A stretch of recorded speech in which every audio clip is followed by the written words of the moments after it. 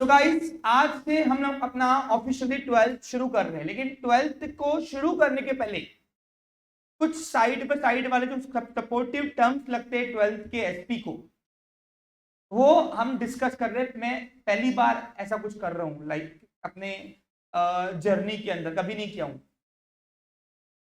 क्योंकि नीड लगी मुझे तुम्हारे बैच में, इसलिए एक्चुअली अब पढ़ने का प्रोटोकॉल 12th का कैसा है सुन लीजिए। 11th तो मैंने आपको एक ही पिक्चर में पूरा एसपी करा दिया, 12th ऐसे नहीं किया जाता है। 12th के अंदर जो एसपी आप पढ़ोगे, सबसे पहले हम 12 चैप्टर आपको 12th में एसपी के हैं। तो 12 चैप्टर में क्या क्या, कौन से चैप्टर में क्या क्या सीखने को मिलेगा, पहले उसके ऊपर हम डिस्कस करते हैं। उसके बाद हम चैप्टर वाइज अंदर पहले पोक सिस्टम में पूरा चैप्टर घुमा के आते हैं। इस चैप्टर में पर्टिकुलर एक चैप्टर में आपको क्या क्या सीखने को मिलेगा, और उसके बाद हम उस चैप्टर के अंदर की लैंग्वेज को पढ़ते हैं, जो चैप्टर की नोट्स में आपको प्रोवाइड करता हूं। और इसके बाद भी कुछ बच जाता है, अगर तुमको दिमाग में नहीं आया तो आपको पूरा एसपी लास्ट में 3 पेजेस में शॉर्ट लास्ट टाइम नोट्स आपको मिलती है, जो पूरा 12 चैप्टर आपको 3-4 पेजेस के अंदर पूरा दिया था। उसमें एक भी डेटा छूटता नहीं है। एग्जाम टाइम में तुमने वो पढ़ लिया, तुम्हारा पूरा एसपी कवर। लेकिन वो लास्ट टाइम नोट्स हो, लास्ट टाइम नोट्स को लास्ट टाइम नोट्स की तरह ही पढ़ना है। साल भर आपको पूरा ये पढ़ना है, तब जाकर लास्ट टाइम नोट्स होगा, सब सपोर्ट करेगी आपको। तो इस तरीके से एक ही चीज को आप 3 बार पढ़ लेते हो। अब 3 बार पढ़ने के बाद भी अगर नहीं आता है, तो आईने में जाके अपने से पूछना, केमिकल लोचा है? क्या पूछोगे? केमिकल लोचा है? जवाब आएगा हाँ। क्या आएगा? क्योंकि अगर एक ही चीज को 3 बार समझाने के बाद भी अगर नहीं आता है, तो केमिकल लोचा है, राइट? केमिकल लोचा। दैट्स व्हाई वो केमिकल लोचा तुम्हारे पीछे ना लगे, इसलिए वो नौबत लाओ ही मत, और यहां पे समझने की कोशिश करेंगे। अब चैप्टर नंबर 1, 2, 3 जो भी हम वो कल डिक्टेट करने वाले, पूरा आपके सामने यहाँ पे इंडेक्स लाएंगे, आपको नोट्स प्रोवाइड करेंगे 12th की, सब करेंगे। लेकिन उसके पहले कुछ टर्म्स है जो 12th के एसपी के अंदर तुमको आएंगे, वहां पे फिर मेरे को दिक्कत तुम मत दो, इसलिए पहले ही पढ़ा के रख दे रहा हूं। वैसे तो आने वाला 12th में भी है, लेकिन स्टिल मेरा एक काम है कि पहले तुमको एक पोक करा दूं कि वो एक टॉपिक, 2-3 टॉपिक रहे हुए अपने 11 के नहीं रहे हुए हैं। किसके रहे हुए? 12th के। कौन से रहे हुए? 12th के। फिर बोल रहा हूं मैं 12th के रहे हुए हैं। तो वो 12th के टॉपिक्स में पहले ही तुमको पढ़ाने वाला, और पेपर में 8 मार्क का क्वेश्चन आएगा ही आएगा, गारंटी मेरी। आज भविष्यवाणी लिख के दे रहा हूं, लेना है तो ले लो, बाकी तुम्हारी इच्छा। आज तक के मेरे 11th ईयर की जर्नी में एनी प्रॉब्लम? ये ऐसे लाउड नहीं है प्लीज, आप इतना चाहिए। आज तक के मेरे 11th ईयर के जर्नी में कभी ऐसा नहीं हुआ कि कोई बच्चे को मैंने क्वेश्चन दिया और पेपर में नहीं आया हो। आप अपने सीनियर से पूछ सकते हो। और ये बात तो ऐसा हो गया कि जो क्वेश्चन रिवीजन में करवाए वही क्वेश्चन तुमको लास्ट आ गए एग्जाम में। आप समझे क्या मेरी बात को?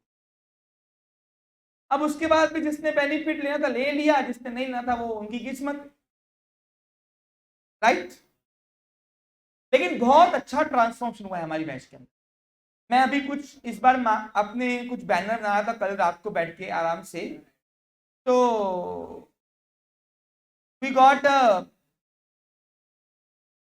भरत कटारिया को 10th में 71 थे, अभी 93 है। Bhavesh Golani got 88 marks in 10th and now 89% in 12th. Hemant Takrani got 82% in 10th and 89% in 12th. और ये रियल ट्रांसफॉर्मेशन होता है। Amrit Bhatia got 86% in 10th and 92% in 12th. Jyoti Jagmalani 71% in 10th and 81% in 12th. 10% का direct 60 marks किसको बोलते हैं? महक Mulani 81% in 10th and 91% in 12th. 10% increment, direct.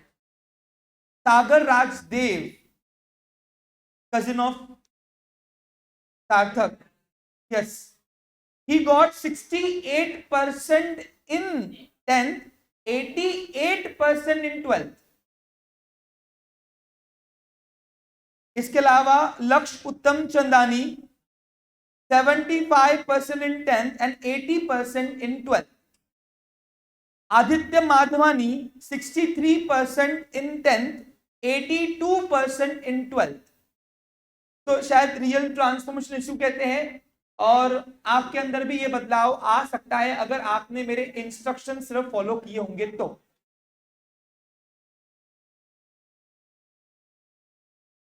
में top 5 होता है ना, 12th में बेस्ट ऑफ 5 नहीं होता है। ये बेस्ट ऑफ 5 के अगेंस्ट जाके उन्होंने इतने अच्छे ट्रांसफॉर्मेशन किया है। 11th में शेयर क्या था ये तो पढ़ लिया। अब शेयर के टाइप भी होते हैं, आज इसके ऊपर बात कर रहे हैं। मैंने क्या 11th में रहते हुए आपके साथ कभी शेयर के टाइप डिस्कस किए हैं? ये दोनों टाइप आपके हो चुके हैं डिस्कस, और बता दिया हूं मीनिंग, बस इसके सब नाम सुने थे। आज इसके गहराई में जाते हैं, इनको समझते हैं। सबसे पहले बताओ शेयर क्या है। एक मिनट जान दो, आप लोगों के पीछे पढ़ा तो गया मैंने, लास्ट बेंच दोनों बोल रहा हूं। At the completion of my session में आपसे पूछने होगा, और नहीं आया ना तो बहुत भयंकर पनिशमेंट दूंगा, बता रहा क्लियर में।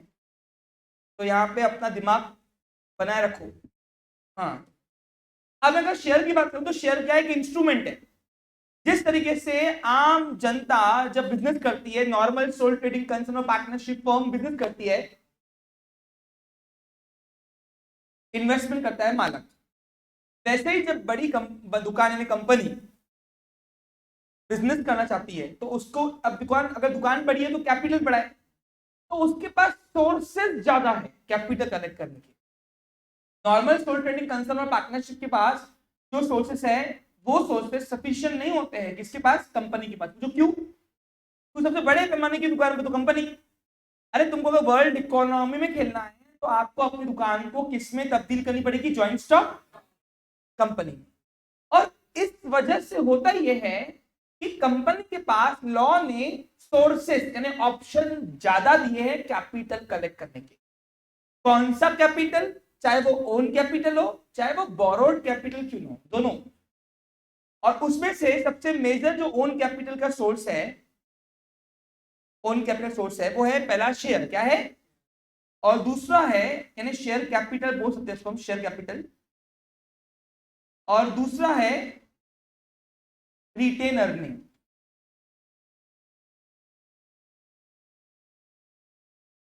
अब रिटेन अर्निंग की ओर मैं बाद में जाता हूं, इसके ऊपर आपको 4 मार्क की शॉर्ट नोट आएंगी। इसके ऊपर आपको बोर्ड में 4 मार्क की शॉर्ट नोट आएंगी, पहले ही बता के कर रहा हूं। सुनो, अब यहां पे तुम ध्यान दो। अब शेयर 2 टाइप के होते हैं, इक्विटी और प्रेफरेंस। शेयर जो है ना वो 2 टाइप के होते हैं, इक्विटी और। अब लॉ ने इक्विटी की डेफिनेशन क्या दी है बताओ। सुनो ध्यान दो, आज मैं आपको शेयर के टाइप करने वाला हूं और रिटेन अर्निंग। लॉ ने इक्विटी के टाइप क्या दिए, सुनना चाहते हो? सुनो डेफिनेशन क्या बोलती है। Companies act 2013, equity shares are those shares which are not preference share, है ना? याद है कुछ तुमको? इसका मतलब क्या है कि अगर प्रेफरेंस शेयर समझ में आ गया तो इक्विटी शेयर तुमको कॉम्प्लीमेंट्री में समझ में आया। क्यों? क्योंकि लॉ ने 2 ही शेयर मेंशन किए हुए, इक्विटी और प्रेफरेंस, और जो डेफर्ड शेयर थे नए लॉ ने उसको बंद कर दिया, प्रोहिबिटेड कर दिया है डेफर्ड शेयर। तो आज के एग्जिस्टेंस में दो ही शेयर है, इक्विटी और प्रेफरेंस। तो अब अगर इक्विटी समझना चाहते हो देवेश, तो पहले प्रेफरेंस शेयर्स आपको समझना पड़ेगा। और व्हाट इज प्रेफरेंस शेयर्स, हम बात कर रहे हैं अब उसकी। सुन लीजिए, 12th में आपको 8 मार्क का क्वेश्चन इन दोनों में से एक में 90% चांसेस। और हमारा फर्स्ट चैप्टर जब पढ़ेंगे ना, उसका नाम ही है सोर्सेस ऑफ फाइनेंस, उसमें भी आपको ये पहला टॉपिक है उसके अंदर, वहां पे फिर नहीं पढ़ाऊंगा। हाँ, अज्यूम करूंगा कि तुमको आना चाहिए। तो सुनो, मैंने देवक्रिश क्या समझा, अगर प्रेफरेंस शेयर समझ में आ गया, इक्विटी शेयर कॉम्प्लीमेंट्री में आ गया। अब मैं प्रेफरेंस शेयर के बारे में कुछ बताने की कोशिश कर रहा हूं आपको, देखो समझ में आ रहा क्या। Preference shares are the shares which have some preferential rights in two terms. First, payment of dividend, preference for payment of dividend over the equity shares, and preference for repayment of capital over the equity shares at the time of winding up of the company. समझा कुछ? किस किस समझ में आया? हाथ पकड़ो बिंदास। चलो, अच्छा फिर बताऊं, इंग्लिश में बताऊं। Preference shares are those shares which have some preferential rights. Preferential right का मतलब प्रायोरिटी। क्या होती है? प्रायोरिटी। जैसे अपन सिनेमा आते, सिनेमा में तो कैसे पहला आता है कौन सी? सिल्वर, फिर गोल्ड, फिर प्लेटिनम। ये 3 क्लास है ना, सबसे ज्यादा प्रायोरिटी किसको मिलती है? प्लेटिनम वाले को। वैसे यहाँ पे भी ये शेयर थोड़ा माजा हुआ शेयर है, इसको प्रायोरिटी है। किससे? इक्विटी शेयर से। किसमें प्रायोरिटी है? 2 टर्म्स में। Preference for the payment of dividend over the equity shares, but at fixed rate,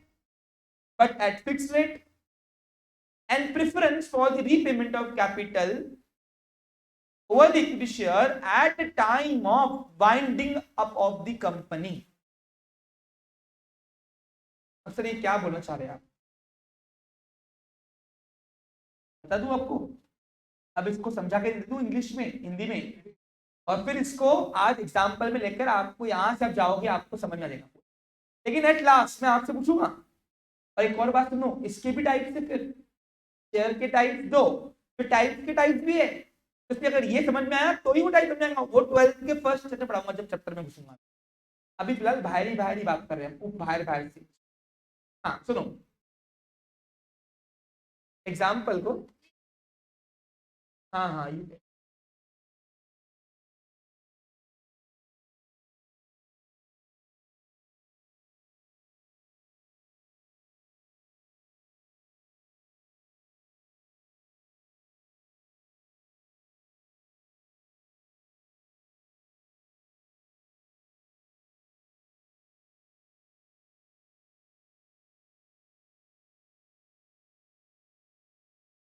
ठीक है, बराबर है। ऐसे कंसेप्ट सब कुछ समझ में आ गया कंसेप्ट, लेकिन वो एक्सप्रेस नहीं कर पा रही है। ठीक है, बैठ जाओ, बिल्कुल बराबर है।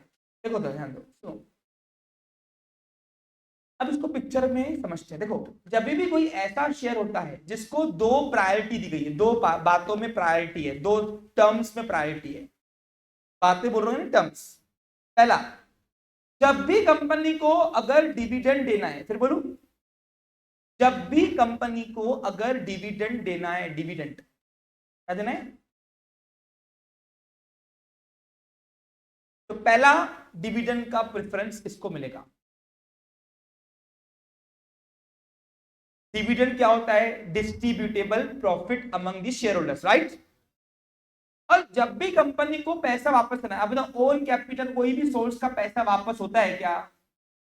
आजीवन काल में मालक अपनी दुकान से निकाल सकता, मालक अपने बीच रास्ते से अपनी दुकान को छोड़ के भाग सकता, उस कप्तान की जरूरत है जो लास्ट तक अपनी दुकान पे डटे रहता है।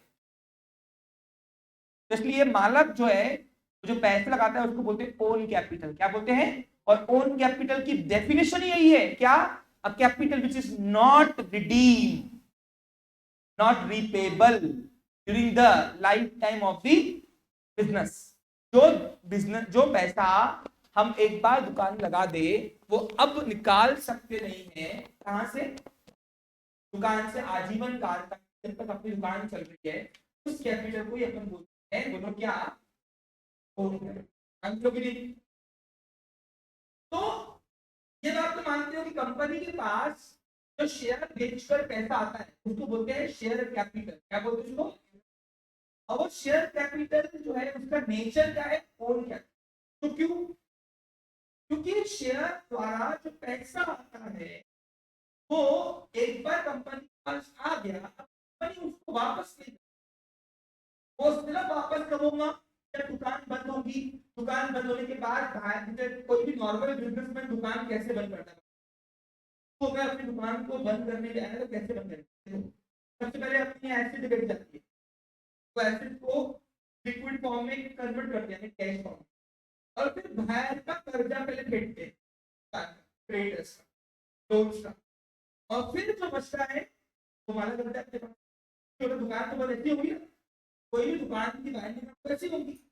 तो जब कंपनी की दुकान बंद होगी और बाहर का कर्जा फेंकने के बाद भी अगर कंपनी के पास कुछ कैपिटल बचेगा,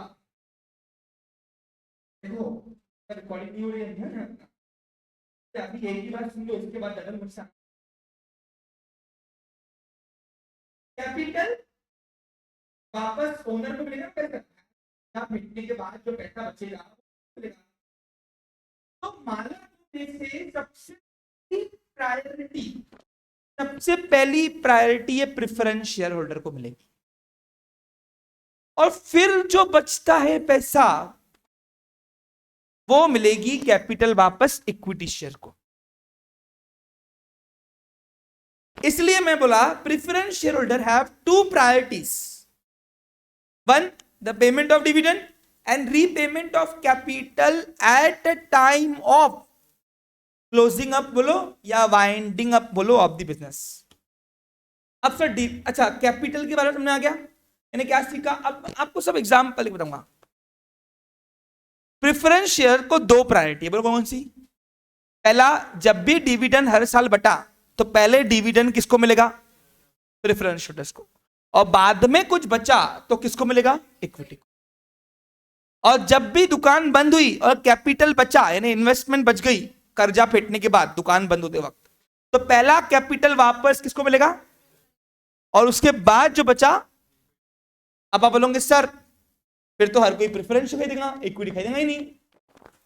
अब every coin has two side, positive और इसके ड्रॉबैक भी है, इसलिए मार्केट में इसको कोई लेना चाहता ही नहीं है। अब सर ऐसे कैसे? डिविडेंड पहले बेटा इसको मिल रहा, कैपिटल भी वापस देने की बारी आई दुकान बंद करते वक्त तो इसको मिल रहा, तो इसको कोई लेना पसंद क्यों नहीं करेगा? It has some drawbacks, and the one first important drawback is fixed rate or fixed amount of capital.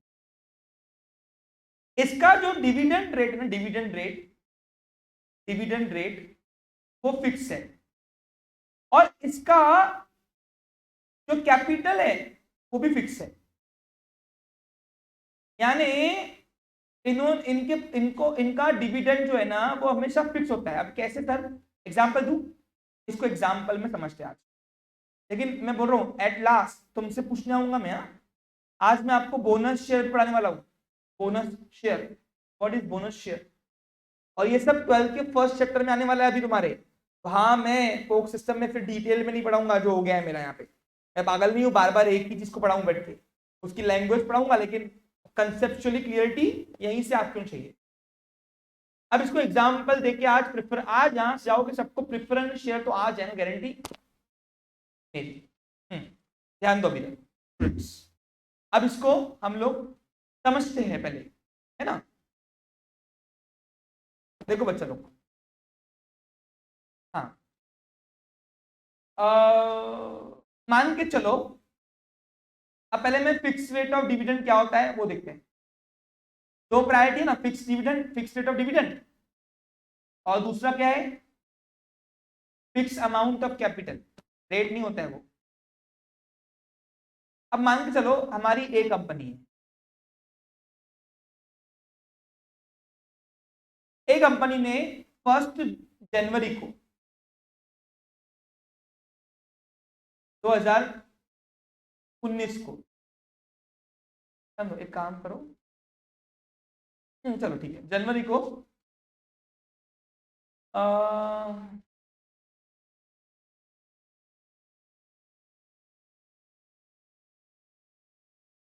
20,000 equity share निकाले।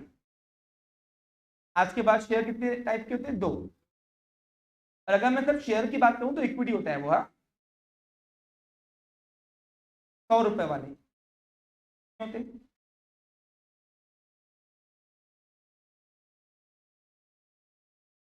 1 2 3 4 5 6 20 लाख।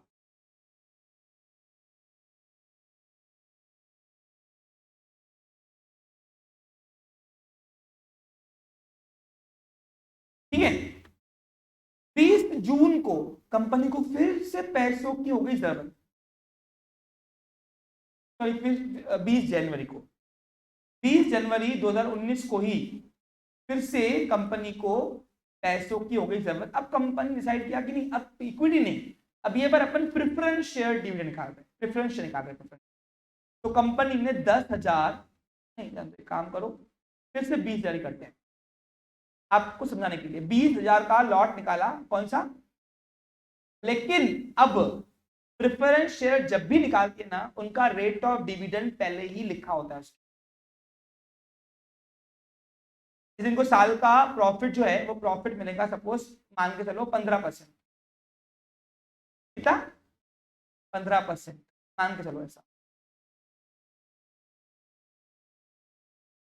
ये 15% क्या है? ये उनका फिक्स रेट ऑफ डिविडेंड है, फिक्स रेट ऑफ 100 रुपए वाले। कितना होगा? 20 लाख ही होते हैं। टोटल मिला के कैपिटल कितना आ गया बोलो? 40 लाख। 40 लाख धंधे में लग गए, अब चलेगा धंधा, बिजनेस। ये 15% उनका डिविडेंड रेट है।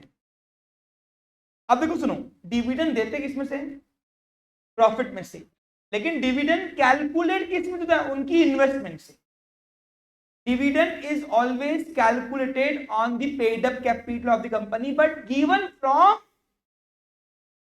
Divisible profit of the company. अब ये बात समझी नहीं होंगी तुमको, अब इसको समझा करता।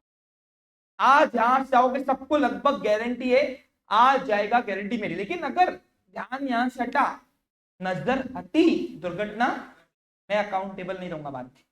और 12th में आपको एसपी के अंदर 8 मार्क का लॉन्ग आंसर प्रेफरेंस शेयर उसके टाइप्स आएंगे। क्लियर करा मैं? क्लियर? हाँ, मान के चलो अब इसको समझते हैं, इसको इसको पहले एक बार समझते हैं। देखो ध्यान दो,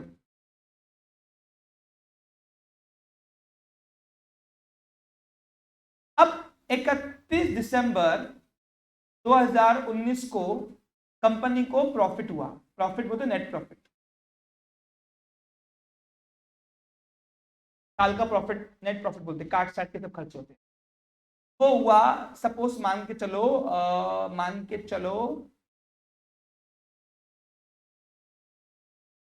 भाई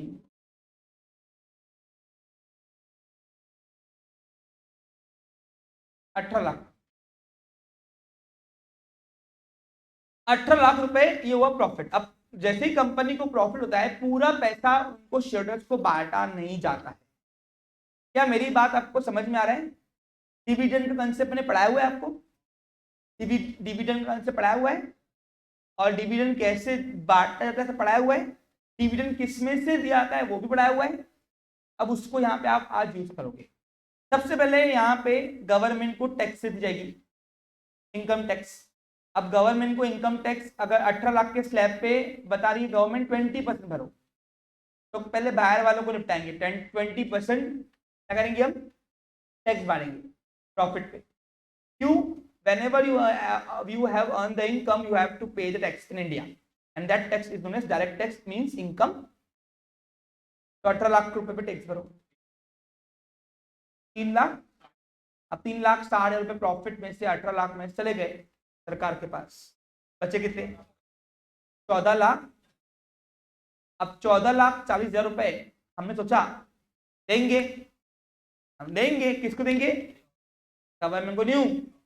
गवर्नमेंट को क्यों? गवर्नमेंट को दीजिए ना, पेट भरे ना उनका। बाकी पैसा किसका है? प्रॉफिट पे किसका हक है? मालक का। अरे फैक्टर ऑफ प्रोडक्शन पढ़ाया नहीं क्या सर मैडम ने? एंटरप्रेन्योर गेट प्रॉफिट, और एंटरप्रेन्योर ओनर, और कंपनी के अंदर ओनर कौन होते हैं? Share holders. अब यहाँ पे दो शेयर होल्डर है, इक्विटी शेयर होल्डर है और प्रेफरेंस भी है। क्या मेरी बात सबको समझ में आ रहा है? हाँ। लेकिन डायरेक्टर्स ने डिसाइड किया कि पूरा पैसा इनको बांट देंगे, तो ये तो मजे में, ये तो मजे में रहेंगे, लेकिन हम लोगों को तकलीफ जाएंगी आगे। तो कंपनी के बारे जितना भी प्रॉफिट हुआ पूरा डिविडेंड के तौर पर नहीं बांटती, इसलिए कुछ पैसा वो रिजर्व रखती है, रिजर्व फ्यूचर के लिए। उसको बोलते हैं रिजर्व फंड, और उसी को बोलते हैं रिटेन अर्निंग। ये देखो,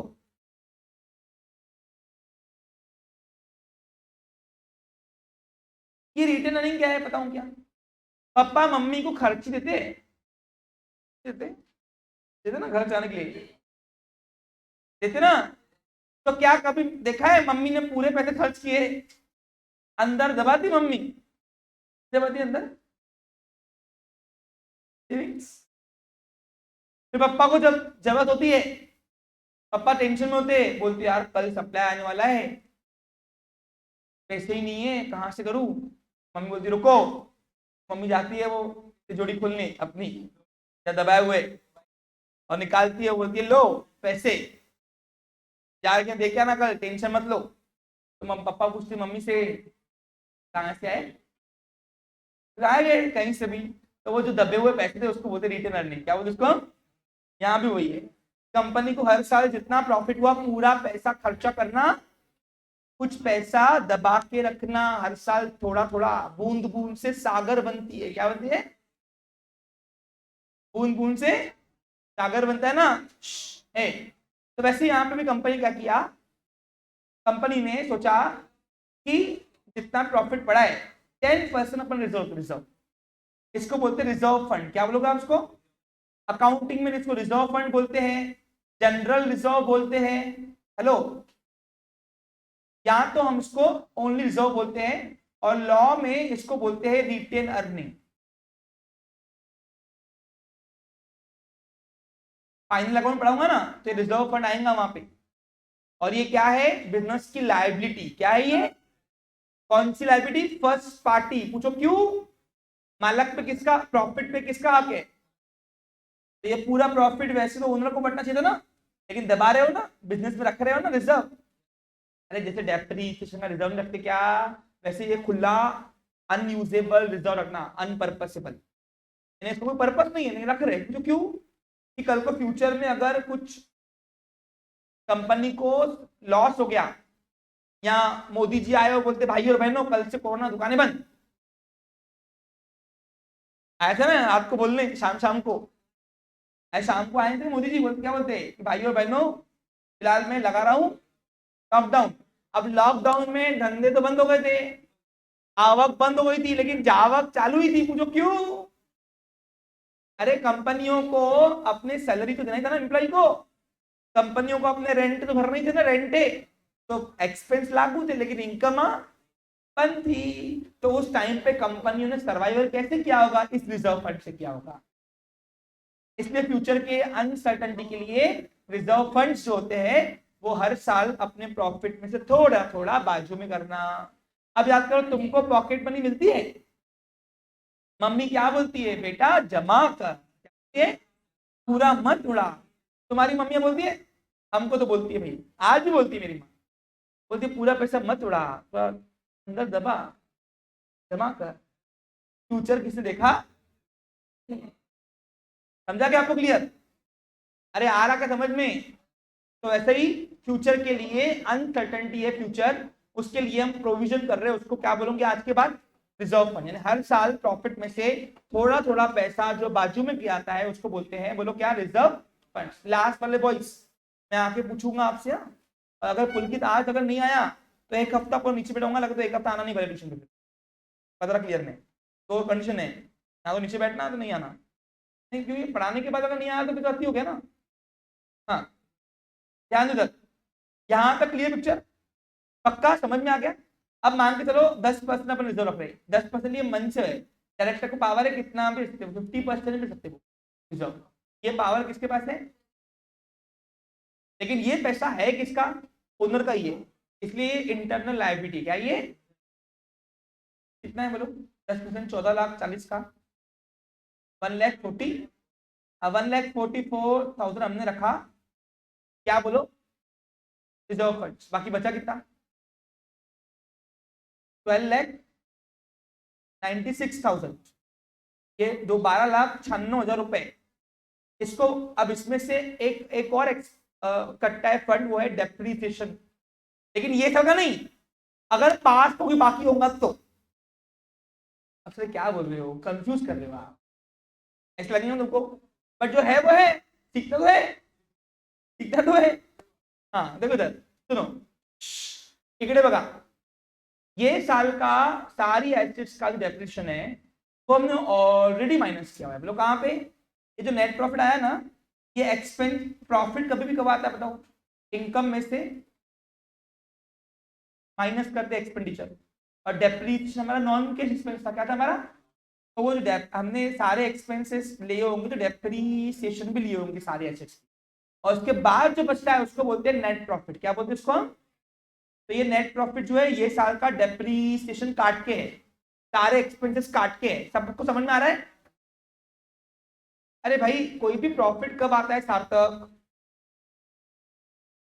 यार अभी देखो तुम लोग अगर डिस्टर्ब करोगे ना तो मैं बिल्कुल बंद कर दूंगा, शूट पे बंद कर दूंगा, बस ये मेरा काम नहीं है समझाना, बस मेरा काम पता क्या है, बोलना फिक्स डिविडेंड मिलता है, अब डिविडेंड कैसे मिलता है समझा रहा हूँ, एक तो गुड फेथ में समझ लो, डबल नहीं बढ़ाऊंगा। थेरी पार्ट में कभी अकाउंटिंग देखा था तुमने आज तक करते हुए, मैं करा रहा, तुम करा रहा समझा के,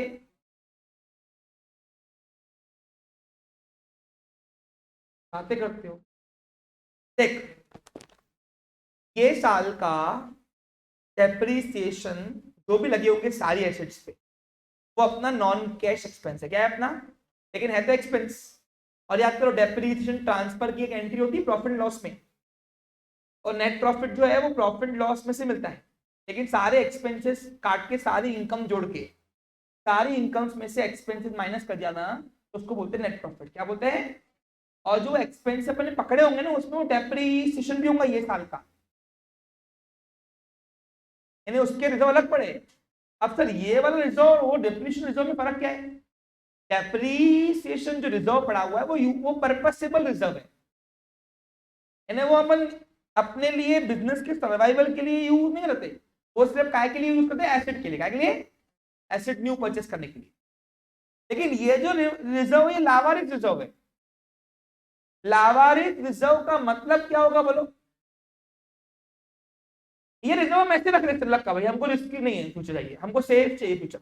अब देखो तुम्हारी आज देखो वननेस कॉमर्स क्लास चल रही, फल फूल रही, कल कोई और आके लीड करेगा तो तुम्हारी क्लासेस को सर्वाइवल करने के लिए फंड्स लगते ना, देखो अगर इनकम कम हो गई तो भी एक्सपेंस लागू है ना, तो उस टाइम पे मैं इजीली उस पीरियड से कैसे निकलूं, तो उसके लिए ये शुरुआत अभी अच्छे समय में ही थोड़ा थोड़ा पैसा बाजू में करो, कंपनी के अच्छे समय में थोड़ा पैसा, तो अभी कंपनी को प्रॉफिट बना तो हर साल कंपनी थोड़ा थोड़ा पैसा बाजू में करती है, और बूंद बूंद से क्या बनता है फिर आता, उसी को बोलते हैं रिटेन अर्निंग, समझा अभी।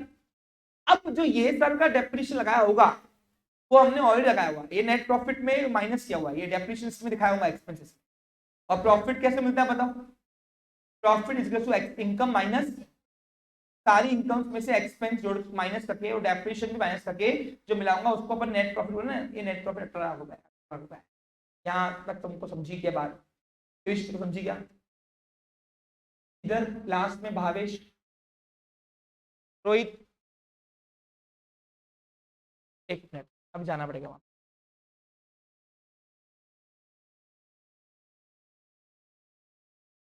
तो ये 18 लाख रुपए अपनी साल की कमाई है, सारे खर्चे माइनस करके इनकम जोड़ के जो साल का कमाई हुआ वो 18 लाख, लेकिन अब यहां से ये 12,96,000 कहां से आए तुमको समझा क्या, और रिजर्व फंड आज के बाद किसको बोल समझा क्या, रिटेन अर्निंग क्या होता समझा क्या, इसका कोई परसेंट फिक्स नहीं है, डायरेक्टर चाहे तो पूरी की पूरी भी रिटेन कर सकते हैं, भाई इस बार हमको डिविडेंड नहीं बांट, हाँ वो डायरेक्टर के पास पावर है, आगे की सिचुएशंस देखकर ही करते ना मान जाते हैं। पूछो क्यों? क्योंकि उनकी सेविंग हो रही है एक प्रकार से। अरे बाद में अगर धंधे में नहीं लगे पैसे, लास्ट में तो पैसे भी उनको वापस ही मिलने ओनर को।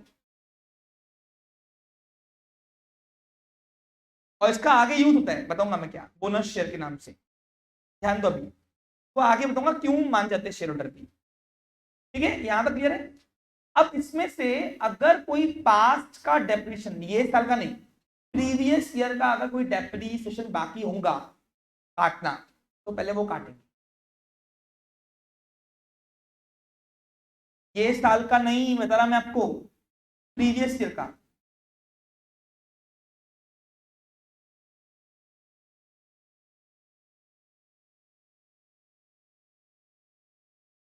नहीं था, क्योंकि हमने प्रीवियस ईयर डेप्रिसिएशन लगाया था। अब सर ऐसे प्रीवियस ईयर का डेप्रिसिएशन बचता क्यों है, क्यों हम करते नहीं? क्या हुआ होगा, अगर पिछले साल हमको कम प्रॉफिट हुआ है, कम एडिक्वेट प्रॉफिट नहीं था, इनकम्स कम थी, तो हमने प्रीवियस ईयर का डेप्रिसिएशन एक साल स्किप भी किया, और ये साल अच्छे प्रॉफिट आने के बाद हमने प्रीवियस ईयर का डेप्रिसिएशन रख दिया। ये साल का रखा है, ये साल का कहाँ रखा है बोलो, ये एक्सपेंडिस में, प्रॉफिट के पहले, प्रॉफिट के पहले।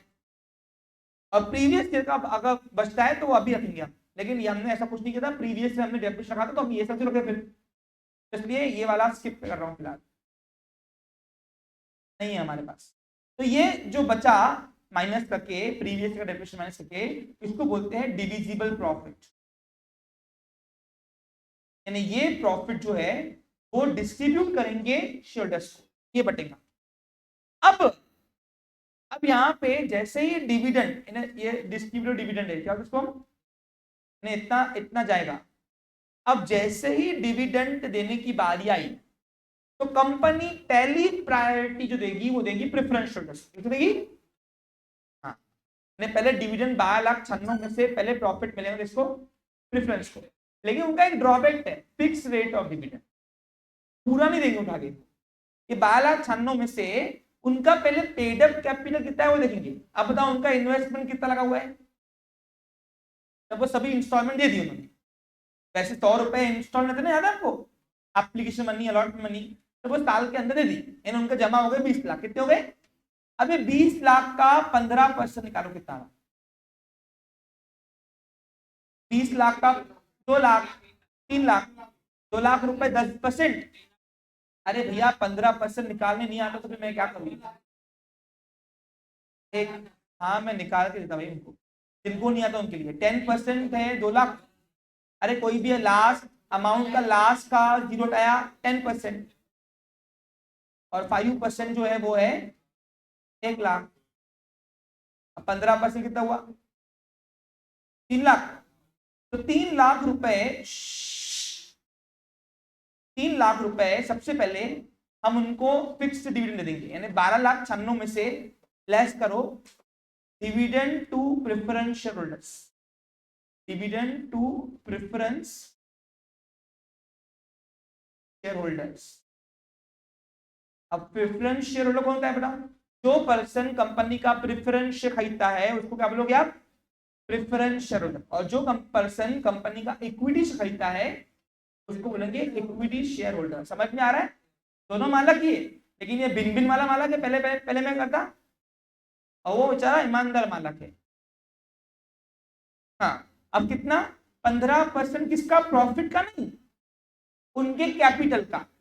डिविडेंड कैलकुलेट होता है कैपिटल में से, लेकिन दिया जाता है प्रॉफिट में से। देखो दे रहे हैं हम 12,96,000 में से, लेकिन उनका निकाला किस पे calculate?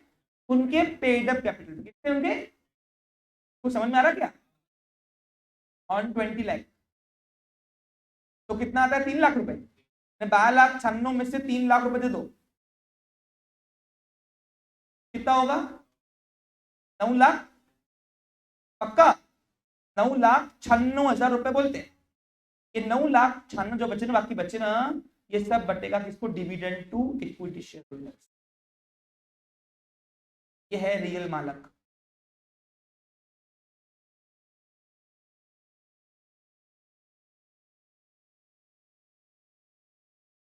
Dividend to equity share holder. 9,96,000 रुपए ये सब किस में बटेगा? ये 20,000 शेयर से बटेगा। ज्यादा कम ये इनको जो बच्चा उनको मिलेगा। अब मान के चलो केस नंबर 2, केस नंबर 2 मान के चलो कंपनी को ये साल का प्रॉफिट 18 लाख रुपए नहीं हुआ। ये हो गया, समझ में आया पिक्चर? तब उस कंपनी को प्रॉफिट हुआ है, मान के चलो, एक में ध्यान दो, 5 लाख। कितना है? 5 लाख रुपए। एक minute please, it's request to you, मैं देखो मजा आएगा, तुम समझो उस चीज को। मार्केट कैसे चलता है, कौन से शेयर पे डिपेंड चलता है, वो समझो आप। 5 लाख रुपए सपोज कंपनी को ये साल प्रॉफिट हुआ। कब की बात कर रहा हूँ? 2020 की। अब सपोज अब कंपनी को डिसाइड किया कंपनी को डिविडेंड देना, क्या देना है? डिविडेंड।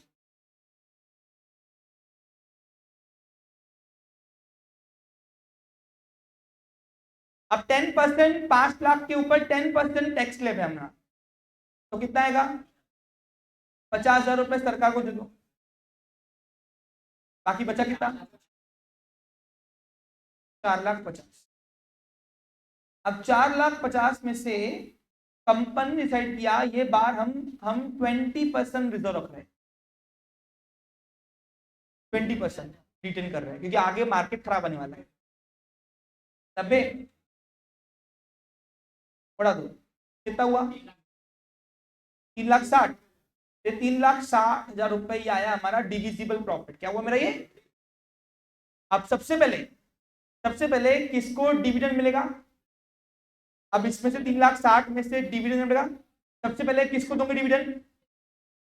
यस। अब 3,60,000 में से 15% किसका? 20 लाख का, यानी उनका इन्वेस्टमेंट जो है वो कैलकुलेट पेड अप कैपिटल भी करेंगे, लेकिन देंगे प्रॉफिट में से। अब बताओ कितना आ रहा? 3 लाख। तो 3,60,000 में 3 लाख रुपए इसको दे दो। अब बाकी बचे कितने? वो 60,000 रुपए कौन लेगा? Equity share. यानी ये रियल मालक है। क्यों? इनको बचा तो मिलेगा, नहीं बचा तो कभी बहुत मिलता तो कभी कुछ भी नहीं मिलता। अब पहली वाली केस में 9,96,000 रुपए बचे इनके लिए, लेकिन दूसरी वाली केस में क्या हुआ? ओनली कितने बचे? तो इसलिए ये रियल मालक है, क्योंकि मालक कौन होता है? जो सब कर्जा फेंट के माइनस जो खर्चे माइनस जो बचता है वो खुद रखता है। That's why equity shareholder are the real owner of the company. The preference shareholders are the co-owners. कौन है वो? Co-pilot है। रियल पायलट कौन है कंपनी दुकान का? Equity share. वो सब झेलता है। समझा क्या? तो इसको क्या बोलते हैं? प्रेफरेंस फॉर डिविडेंड, लेकिन फिक्स रेट। इसमें अब आप बताओ, सबसे पहले प्रेफरेंस डिविडेंड देने की बारी है तो किसको दिया अपन ने? लेकिन ड्रॉबैक क्या है? फिक्स है। अगर 15 लाख भी बचे तो भी इनको 3 लाख ही मिलेंगे, और अगर 20 लाख बचे तो भी 3 लाख मिलेंगे, और 3 लाख बचे तो भी इनको 3 लाख ही मिलेंगे। अरे डिविजिबल प्रॉफिट अगर 3 लाख ही आया था पूरा करो सब काट छाट के, तो पहले किसको मिलेंगे? इनको, और इसको क्या मिलेगा? लेकिन अगर सपोज यहाँ पे 30 लाख बचे, 30 लाख कितने बचे? मान के चलो डिविजिबल प्रॉफिट 30 लाख बचा, ये सब काट छाट के, तो 3 इसको मिलेंगे, बाकी किसको मिलेंगे? तो उसी को तो बोलते हैं रियल मालक। He enjoy profit and suffer losses both. 27 lakh रुपए इसको मिलेंगे। और अगर सपोज डिविजिबल प्रॉफिट 2 लाख ही बचे, 2 लाख मान के चलो, जब काट साट के डिविजिबल प्रॉफिट 2 लाख बचे, सबको समझ में आ रहा है? कोई छूट रहा क्या? Not a single student. तो पहले इनको 2 लाख रुपए, और इनको क्या मिलेगा? अभी बोलेंगे चलो हमको 3 लाख लगते हैं, अभी प्रॉफिट 2 लाख रुपए आया तो कह देंगे हम क्या इंटरेस्ट है क्या? प्रॉफिट है, प्रॉफिट वो तो देंगे ना, है ही नहीं तो कहां से देंगे? एक तो तुमको दे रहे बेचारे, इनको तो 1 रुपया भी नहीं मिला। समझा क्या? अरे ब्याज सुन रहे, प्रॉफिट बांट रहे भैया, तो 2 लाख प्रॉफिट 3 लाख कहां से देंगे? समझा क्या?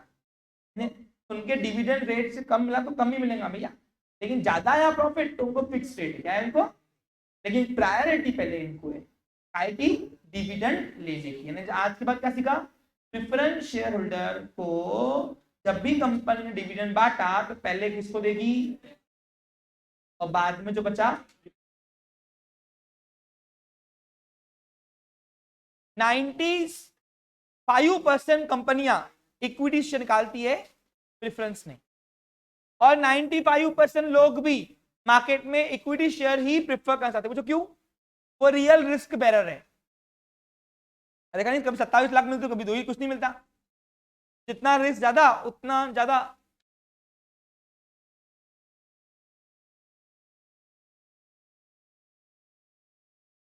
तो डिविडेंड क्यों देंगे? अरे लॉस में डिविडेंड क्यों देंगे? अरे प्रॉफिट हुआ ही नहीं तो डिविडेंड है क्या? प्रॉफिट क्या ये लोन वाला है क्या? ब्याज वाला है क्या ये? अबे ओन कैपिटल में लगा रहे माला को, तुम कौन हो? ब्याज हो दोनों, लोन तो लिया हमने उनसे। अरे प्रॉफिट ही नहीं हुआ तो कहां से मिलेगा भाई? अच्छा एक और,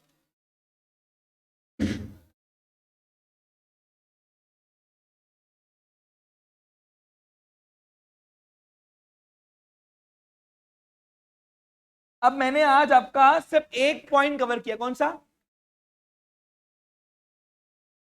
preference for dividend, preference for, अब preference for repayment of capital क्यों जाता हूं? पहले बताओ ये पॉइंट क्लियर है आज के पास? समझा ड्रॉबैक क्या है? बताओ प्रेफरेंस शोल्डर का और इक्विटी शेयर का डिविडेंड कैसा है? फ्लक्चुएशन क्या रहेगा? फ्लक्चुएट रेट ऑफ डिविडेंड, याद रहेगा? अरे कभी बहुत कुछ मिलता, कभी कुछ नहीं मिलता। आप भी समझाया नालायक हो। हाँ, अब हम आते हैं preference for repayment of capital over the equity share. दूसरा प्रायोरिटी, प्रेफरेंस शेयर को 2 प्रायोरिटी है ना भाई। अब दूसरे पे आऊं, ध्यान दो। देखो वैसे तो प्रेफरेंस शेयर रहे या इक्विटी रहे, दोनों को कैपिटल वापस तो मिलता नहीं है। पूछो क्यों? बीच रास्ते चाहे पायलट हो चाहे को पायलट हो, अपनी दुकान को छोड़ सकते क्या? अरे पायलट अगर भाग गया कश्ती छोड़ के तो चलाएंगे कौन? चलेगी नहीं। तो इसलिए बीच रास्ते दोनों मालिक अपने दुकान से इन्वेस्टमेंट निकाल सकते नहीं है, नहीं है। लेकिन अगर कंपनी डूब रही, क्या हो रही? तो अब डूबती कैसी है वो समझो, लिक्विडेशन प्रोसेस। क्या बोलते उसको हम? कंपनी डूबने को क्या बोलोगे? और दूसरा नाम है वाइंडिंग अप। लॉफुल वर्ड है वाइंडिंग अप, अकाउंटिंग प्रोसेस में उसको लिक्विडेशन बोलते हैं। आगे आप जब सेमेस्टर 4 में जाओगे बीकॉम में, कहां जाओगे? तो आपको कंपनियां बर्बाद करना भी सिखाएंगे। पूछो क्यों? लिक्विडेशन टॉपिक है तुमको, क्या है? तो कंपनियां बर्बाद कैसे होती, बंद कैसे होती, उसकी तुम अकाउंटिंग भी कर सकते हो। और उसी का झलक तुमको मैं थोड़ा यहां पे सिखा रहा हूं। जब तक वो अकाउंटिंग प्रोसेस यहां समझोगे नहीं, ये प्रेफरेंस कैसे है आपको समझेगा नहीं। देखो सर, अब दूसरा प्रायोरिटी रीपेमेंट ऑफ कैपिटल, वापस करने की बारी आएंगे। देखो अब उसके लिए पहले आपको लिक्विडेशन प्रोसेस समझनी पड़ेगी, कैसे होती है। जब भी कंपनी कोई वाइंडिंग अप की स्टेज पे आती है तो एमसीए एक गवर्नमेंट लॉयर अपॉइंट करता है। स्पेलिंग लॉयर की LA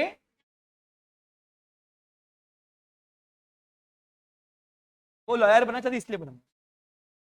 आगे, और इस लॉयर को हम बोलते हैं लिक्विडेटर।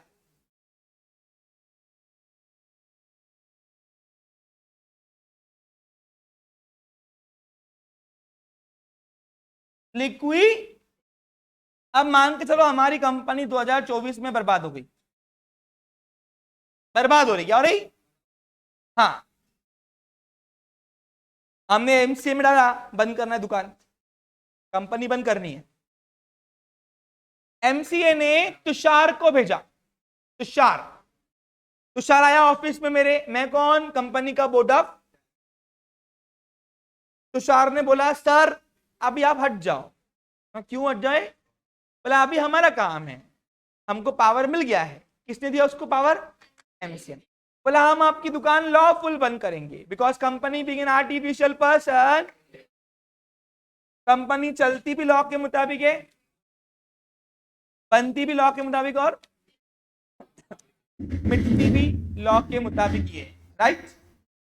अब तुषार ने क्या किया, तुषार ने सबसे पहले कंपनी की सारी एसेट्स, हमारी बिल्डिंग थी, हमारी फैक्ट्री थी, हमारी मशीनरी थी, हमारी कंपनी की एक मोटर वैन भी थी, सबको बेच दिया और सबको बेचकर लिक्विड एसेट कलेक्ट किया। लिक्विड एसेट्स क्या किया, यानी कैश। और कैश कलेक्ट करने के बाद कैश टोटल कलेक्ट हुई, मान के चलो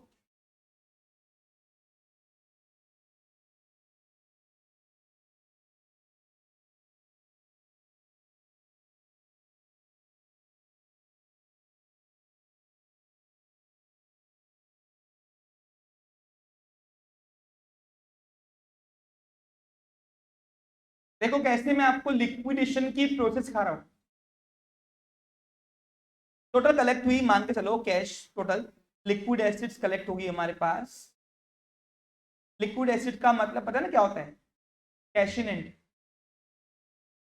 ठीक है। मान के चलो, मान के चलो, मान के चलो 40 लाख, 40 लाख रुपए कलेक्ट हुई, 46 लाख, ठीक है। ये सब क्या हुआ, एसिड बेच के सब कलेक्ट हुई। एसिड कौन से वैल्यू से बिकती है, मार्केट वैल्यू से, जो आज का भाव था। ये सब कौन करता है, लिक्विडेटर यानी तुषार। और तुषार ने क्या किया, तुषार ने एक टेबल कुर्सी लिया और सारे कर्जदारों को लॉफुली रुपया लाइन में, एक कर्जदारों कंपनी के आ जाओ पेमेंट लेने।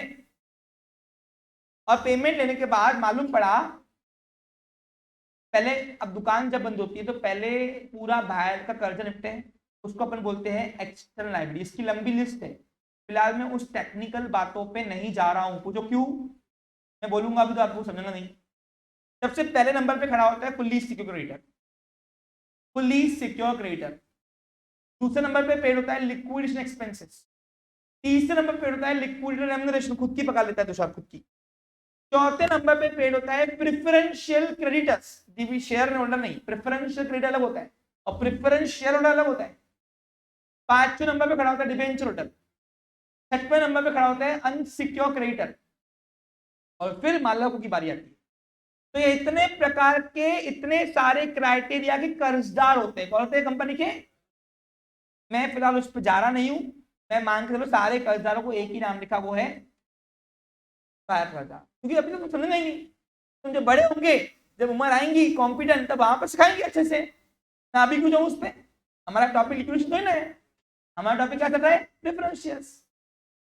तो मान के चलो 40 लाख में से सारे कर्जदार मिला के 26 लाख रुपए नहीं, 20 लाख रुपए हुर हो गए, फुर यानी वाटअप। अब तो बच्चे कितने बाकी, 26 लाख। अब 26 लाख रुपए मालकों को वापस करने की बारी आएगी। सबसे पहली प्रायोरिटी किसको मिलेगी,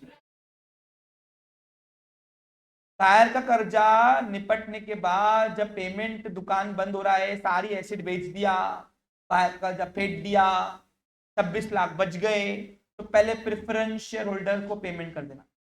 अब प्रेफरेंस शेयर होल्डर का कैपिटल भी फिक्स होता है।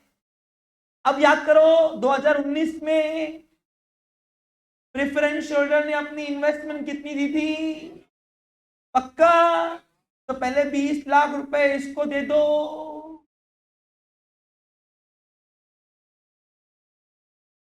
बाकी कितने बचेंगे, 6 लाख रुपए, और जो बच्चा दे दो इक्विटी शेयर को, बेचारा रियल मालक है।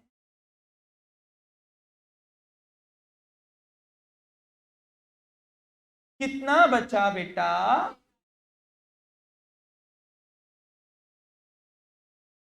खिला, पैसा खत्म, एग्जाम्पल खत्म होता है ये सर। अब वो शेयर होल्डर बोले, इक्विटी शेयर होल्डर बोलते, हमने 20 लाख लगाए थे ना, पैसे कहां गए हमारे, तो लिक्विडेटर बोलता कि मैं अपने जेब से भर के दूं तुमको, या मैं गवर्नमेंट आदमी हूँ, मेरे को जो बोला गया था मैंने वो किया, अब तुम मालक हो, खेलना तुमको ही है, चलाना इतना ही तो चलाना बराबर था। अरे लिक्विड एसिड्स कम क्यों हुई, एसिड्स कम क्यों हुई भाई, तुम बताओ ना। 40 लाख रुपए तुमने इन्वेस्टमेंट इनिशियल स्टेज में किए थे दोनों मिलकर, फिर भी तुमको टोटल एसेट्स 46 किए, उसमें 20 लाख रुपए तुम्हारे बाहर का कर्जा है, तुम्हारा इंटरनल इन्वेस्टमेंट 26 लाख की भी ना, अभी गिर गई ना। अरे गिर गई तभी तो दुकान बंद हुई ना। अरे लॉसेस होते होंगे हर साल उनको, पक्का लॉस उस दीमक की तरह जो इन्वेस्टमेंट कम कर जाता है। कुछ समझा क्या? अब मान के चलो, यानी इसको कितना मिला, ओनली 6 लाख। अब मान के चलो जान दो, अब कम लिक्विडेटर के पास, सपोज लिक्विडेटर के पास 80 लाख रुपए आए, एसिड बेचकर 80 लाख रुपए कितने आए? हाँ, अब बताओ ये वाटअप करेगा सारा बाहर का कर्जा अपनी अपनी खुद की पगार भी लेता भला, वो भेजा गवर्नमेंट में, लेकिन पगार किससे लेगा? क्यों पूछो, क्यों? कंपनी से। अरे काम तो कंपनी की कर रहा, तो क्या फुकट में करेगा क्या वो? तो कुल मिलाकर टोटल कर्जा फेटा 20 लाख। अब बताओ बचा कितना फिर? 60 लाख बचे ना। अरे कितना बचा? तो 60 लाख में से प्रेफरेंस शोल्डर को 20 लाख मिलेंगे, 20 लाख उनका कैपिटल फिक्स होता है, क्या होता है? और बाकी कितने बचे? ये मजा करेंगे शेयर होल्डर, इसलिए इसको रियल मालक बोलते हैं, एंजॉय भी करते हैं और सफर भी करते हैं, जिसे मालक करता है अपनी दुकान में। समझा क्या आपको? क्लियर? तो आपने क्या सीखा? प्रेफरेंस शोल्डर को पहली प्रायोरिटी है, पहली प्रायोरिटी नंबर 1 पे खड़ा नहीं करेंगे उसको, मालकों को जब देने की बारी आएंगी तो मालकों में पहला उसको, किसमें? डिविडेंड में भी और कैपिटल वापस करने में भी। अब देखो मैंने लिक्विडेटर ने क्या किया, लिक्विडेटर ने पहले नंबर पे खुद दीजिएगा पेमेंट नहीं, पहले पहले पूरा बाहर का कर्जा निपटाया, अब मालकों में जो देने की बारी आएंगी वापस कैपिटल, तो पहले इसको रुकाया और फिर इक्विटी को रुकाया। समझा क्या आपको? क्लियर? और डिविडेंड में भी क्या हुआ, पहले डिविडेंड किसको मिला और फिर इक्विटी को, याद रहेगा पक्का?